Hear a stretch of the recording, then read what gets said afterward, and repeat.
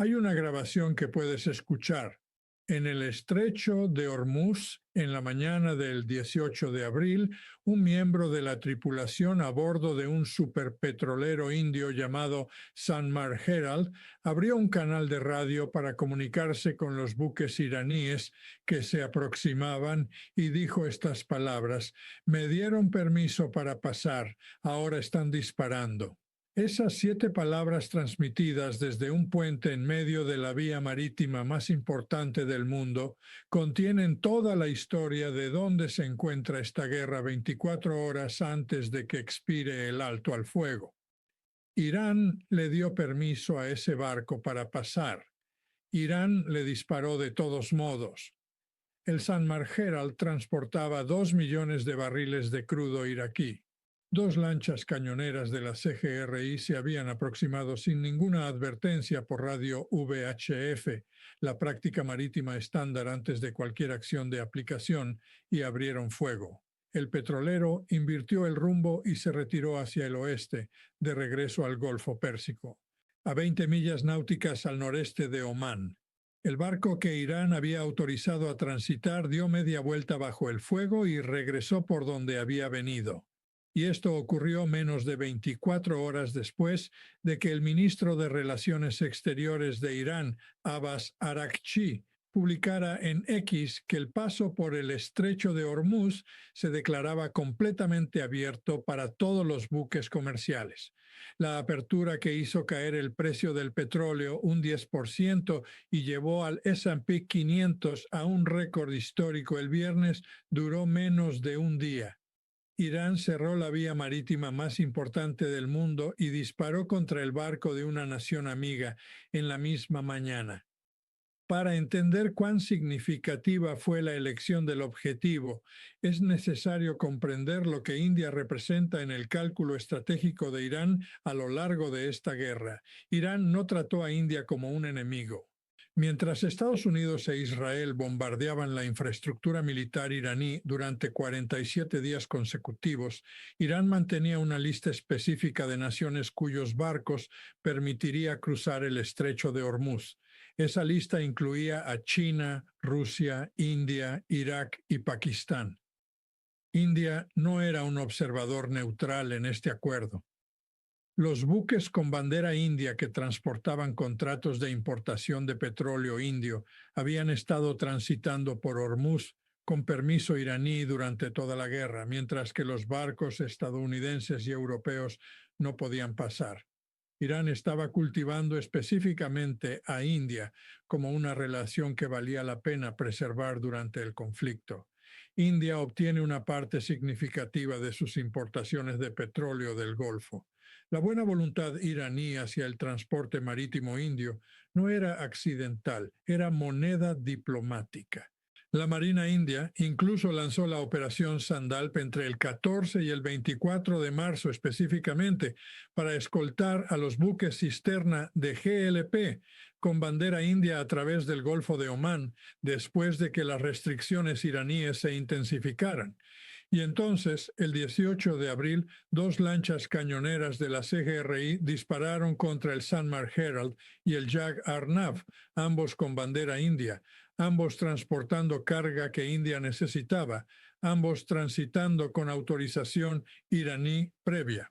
El Ministerio de Relaciones Exteriores de India convocó al embajador iraní ese mismo día y lo calificó como un incidente grave. El país que Irán había mantenido en su lista de amigos, el país cuyos barcos había protegido específicamente mientras bloqueaba a los buques estadounidenses y europeos, acababa de ver sus petroleros atacados por lanchas cañoneras de la CGRI. Irán no solo cerró el estrecho, disparó contra la única gran potencia que había permanecido diplomáticamente aislada del conflicto. La mecánica física de lo que ocurrió entre el 17 y el 18 de abril representa algo que esta guerra no había producido anteriormente: una reversión diplomática completa dentro de un único ciclo de 24 horas. En la tarde del viernes 17 de abril se publicó la declaración de Araghchi. El estrecho está completamente abierto. Los mercados petroleros cayeron más del 10%. Wall Street alcanzó récords históricos. Trump agradeció públicamente a Irán. 49 naciones reunidas en París celebraron el anuncio. Las autoridades marítimas británicas actualizaron sus avisos para reflejar la mejora de las condiciones. Las compañías navieras comenzaron a llamar a sus capitanes. Y entonces, a partir de las primeras horas del 18 de abril, lanchas cañoneras de la CGRI aparecieron en el estrecho sin previo aviso y comenzaron a disparar contra buques que tenían todo el derecho de estar allí bajo los términos que el propio Irán acababa de anunciar. El Mando Militar Conjunto de Irán emitió un comunicado en el que afirmaba que el control del estrecho de Hormuz había vuelto a su estado anterior y que ahora estaba bajo la gestión y el control estrictos de las Fuerzas Armadas. El jefe de la Comisión de Seguridad Nacional de Irán, Ibrahim Azizi, dijo que el cierre era una respuesta a la falta de fiabilidad de Estados Unidos y acusó a Washington de una nueva duplicidad. La agencia de noticias semioficial iraní Fars citó a un funcionario que afirmó: Estados Unidos sigue practicando el bandidaje y la piratería marítima. El estrecho que se abrió el viernes por la tarde fue cerrado el sábado por la mañana. La caída del 10% en los precios del petróleo se evaporó. Los máximos récord del mercado bursátil se volvieron instantáneamente frágiles y un miembro de la tripulación de un superpetrolero indio estaba en la radio pronunciando 7 palabras para las que ningún diplomático, ningún analista y ningún algoritmo estaba preparado. La respuesta de Trump desde el despacho Oval el sábado incluyó una frase que será estudiada por todos los analistas de Irán durante años. Dijo que Irán se puso un poco astuto. 3 palabras que describían el comportamiento de un gobierno que acababa de disparar contra barcos en una de las vías marítimas más estratégicamente relevantes del mundo. Agregó diciendo que no pueden chantajearnos. Dijo que Estados Unidos sigue hablando con Irán. Dijo que sabrá para el final del día si se está llegando a un acuerdo. Y dijo algo a bordo del Air Force One la noche anterior, que constituye la declaración más directa sobre las consecuencias militares del plazo del 21 de abril que ha hecho durante toda esta guerra. Dijo: quizás no lo extienda, refiriéndose al alto al fuego. Dijo: así que habrá un bloqueo y lamentablemente tendremos que empezar a lanzar bombas de nuevo. También dijo simultáneamente que Irán había acordado dejar de enriquecer uranio para siempre. Estas declaraciones de Trump existen en tensión entre sí, lo cual es en sí mismo la historia. Si Irán acordó dejar de enriquecer uranio para siempre, ¿por qué cerró el estrecho y disparó contra barcos a la mañana siguiente? Si Irán disparó contra barcos y cerró el estrecho, ¿por qué Trump dice que un acuerdo está a 1 o 2 días de distancia? La respuesta es que ambas cosas pueden ser simultáneamente ciertas solo si lo que Trump describe como el acuerdo de Irán para detener el enriquecimiento para siempre se refiere a una comunicación por canales paralelos que el gobierno iraní aún no ha ratificado formalmente y que elementos de la CGRI pueden estar socavando activamente, cerrando el estrecho y disparando contra barcos antes de que se pueda firmar cualquier acuerdo. Esta es la línea de fractura que ha atravesado la toma de decisiones iraní durante todo este conflicto. El establecimiento político y diplomático, representado por el ministro de Relaciones Exteriores Araghchi y los negociadores que viajaron a Islamabad y que abrieron Hormuz el viernes, quiere un acuerdo. La CGRI, que controla las lanchas cañoneras, controla la aplicación física de Hormuz, controla la flota de ataque rápido y que ha declarado públicamente a través de su portavoz que Irán no se ha rendido y no cederá en la soberanía sobre el estrecho. No quiere un acuerdo que elimine su poder de negociación. Cuando Araghchi abrió el estrecho el viernes con una sola publicación en X, estaba haciendo un gesto diplomático. Cuando la CGRI lo cerró el sábado por la mañana con lanchas cañoneras y abrió fuego, estaba haciendo un contragesto militar. Ambos ocurrieron dentro del mismo período de 24 horas. Así es como se ve una lucha de poder interna desde afuera, no un anuncio formal, no un golpe de Estado. Solo dos centros de poder diferentes tomando decisiones contradictorias en tiempo real, con el estrecho de Hormuz y el Sanmar Herald y sus 2 millones de barriles de crudo iraquí atrapados en el medio. El bloqueo estadounidense alcanzó un nuevo hito junto con el incidente de disparos. NBC News informó que más de 20 barcos habían sido rechazados por las fuerzas navales estadounidenses desde que comenzó el bloqueo el 13 de abril. Ningún barco ha sido abordado. La aplicación se está llevando a cabo a través de comunicaciones por radio y presencia visual en lugar de interceptación física, lo cual es en sí mismo significativo porque significa que Estados Unidos ha mantenido el bloqueo sin provocar el incidente de disparos que pondría fin formalmente al alto al fuego. El lenguaje del alto al fuego es ambiguo sobre qué constituye una violación. Irán afirmó que los destructores de desminado estadounidenses que entraron al estrecho a mediados de abril violaron el alto al fuego. Estados Unidos lo disputó. La CGRI dijo que cualquier buque militar que se aproximara al estrecho sería considerado una violación del alto al fuego. Con 20 barcos rechazados y lanchas cañoneras disparando contra buques indios, ambos bandos están operando en el límite absoluto de lo que el alto al fuego permite sin ponerle fin formalmente. El secretario de Estado Marco Rubio instó a los aliados europeos el 18 de abril a unirse al esfuerzo liderado por Estados Unidos para mantener abierto Hormuz, una solicitud que tiene una urgencia añadida dada la asistencia de 49 naciones en la cumbre de París sin participación estadounidense.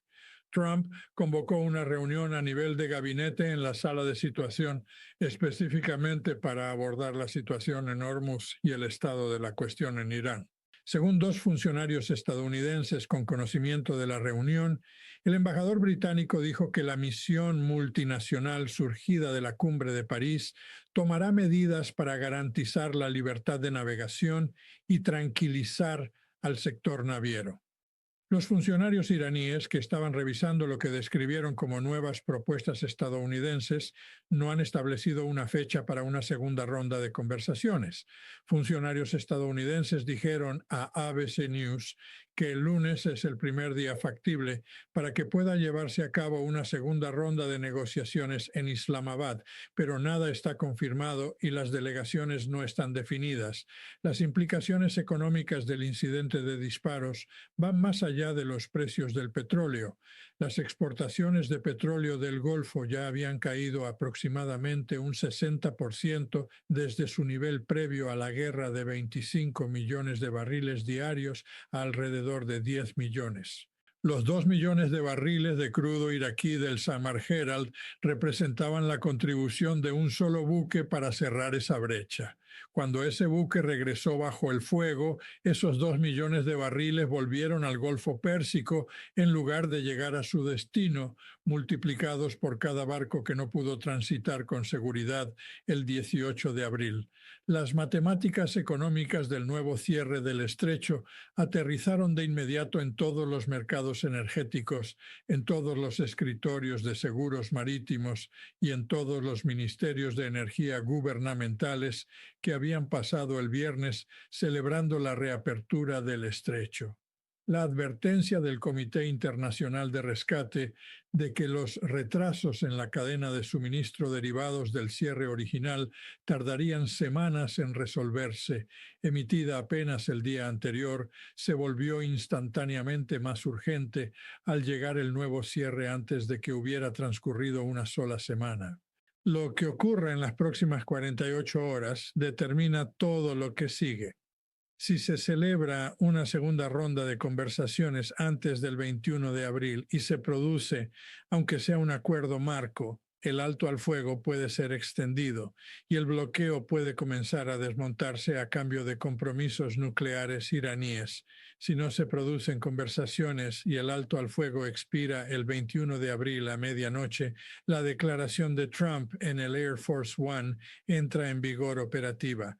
Un bloqueo y bombas cayendo sobre infraestructura, energía y suministro eléctrico.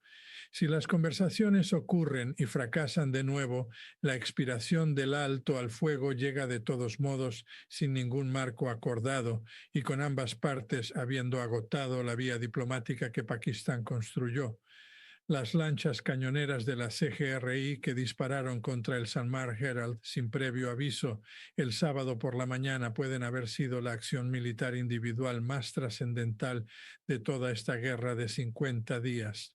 No por el daño físico que causaron, que fue mínimo, sino por lo que señalan sobre quién controla la toma de decisiones iraní en las horas finales, antes de un plazo que o bien pondrá fin a esta guerra o la reiniciará en su fase más destructiva. Trump dijo que cree que el acuerdo va a ocurrir. Trump también dijo que se pusieron un poco astutos. Ambas declaraciones se hicieron a pocas horas de que lanchas cañoneras de la CGRI dispararan contra un barco cuya tripulación estaba en la radio diciendo: "Me dieron permiso para pasar, ahora están disparando".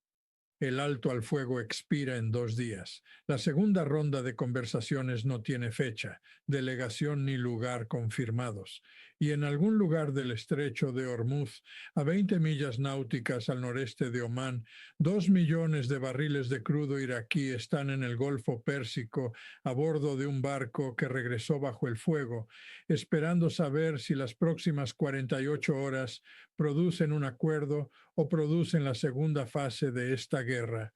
Suscríbase ahora mismo porque el 21 de abril está a 2 días de distancia y si la segunda ronda de conversaciones ocurre antes de ese plazo o si el alto al fuego expira sin un acuerdo, determina no solo el futuro de esta guerra, sino el futuro de los mercados energéticos globales, las rutas de transporte marítimo y la arquitectura diplomática que 49 naciones intentaron construir en París sin Estados Unidos el pasado viernes. Díganos en los comentarios, con las lanchas cañoneras de la CGRI disparando contra barcos indios que el propio Irán había autorizado a pasar, ¿cree que el acuerdo que Trump dice está a 1 o 2 días de distancia puede ocurrir realmente antes del 21 de abril? ¿O está la CGRI tomando la decisión por los diplomáticos iraníes al cerrar el estrecho y disparar contra barcos antes de que se pueda firmar cualquier acuerdo?